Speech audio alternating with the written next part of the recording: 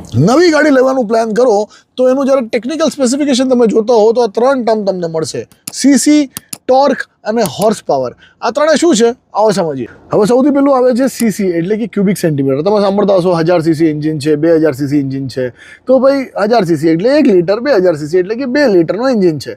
હવે તમે માનો કે 4 સિલિન્ડરનું આપણું એન્જિન છે તો 4 સિલિન્ડર મળીને 1000 સીસીની કેપેસિટી બનાવે છે, 4 સિલિન્ડર મળીને 2000 સીસીની કેપેસિટી બનાવે છે.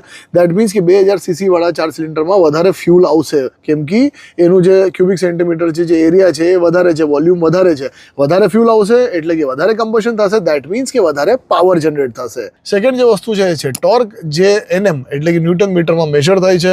તમે વાંચતા હશો કે ભાઈ 100 NM નું ટોર્ક ને 150 NM નું ટોર્ક મળે છે. જેટલું વધારે ટોર્ક એટલું સારું. તો ભાઈ ટોર્ક શું છે? હવે સાવ આમ ભાષામાં આપણે જરા ફિઝિક્સની વાત કરીએ, આમ ભાષામાં વાત કરીએ કે જ્યારે આપણે પહેલી ગિયરમાં ગાડી નાખીએ અને જે આમ સડન આપણને જે પિકઅપ જે મળતું હોય છે, જે થ્રસ્ટ મળતું હોય છે, યા પછી જ્યારે આપણે ઓફ રોડિંગમાં ફસાયા હોય છે તો આપણને ફર્સ્ટ ગિયરમાં જે કિચડમાંથી ગાડી કાઢવી હોય છે, જેના માટે આપણને ફોર્સ જોતું હોય છે, એ છે તમારું ટોર્ક. અને ફાઇનલી આવે છે હોર્સ પાવર એટલે કે BHP જે કહેવાય છે. તો હવે ટોર્ક તમે સમજી લો કે ભાઈ તમારી કાર છે, તમારે જો ઘાટ ઉપર ચડવું છે તો તમે ફર્સ્ટ સેકન્ડ ગિયરમાં અગેન્સ્ટ ધ ગ્રેવિટી પુલ કરતા રહેશો. એમાં તમને ટોર્કવાળી ગાડી જોશે સો દેટ એ ગાડી ઘાટ ઉપર ચડી શકે. પણ પછી ટોર્કને જ્યારે તમારે ફટાફટ ડિસ્ટન્સ કવર કરવા માટે યુઝ કરવું છે, એ સ્પીડ તમારે જોઈએ છે, એ છે તમારું હોર્સ પાવર.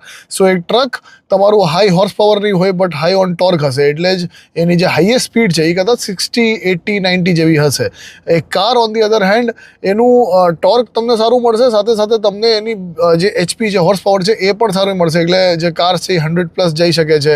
સ્પોર્ટ્સ કારમાં જ્યારે આપણે વાત કરતા હોય ત્યારે આપણે BHPમાં જ વાત કરતા હોઈએ છીએ, કેમ કે એમાં આપણને સ્પીડ મેટર કરે છે. સો ટોર્ક તમને એક ઝટકો આપશે, બટ પછી એમાં ડિસ્ટન્સ સ્પીડમાં કેવી રીતે કવર કરવું એ તમારું હોર્સ પાવર કરશે કામ. સો આઈ હોપ ધીસ હેલ્પ્સ. અને આવી જ રીતે તમારી ગાડીને થોડી વધારે સારી રીતે સમજવા માટે તમે ફોલો કરી શકો છો ઓડોવે રાખીને.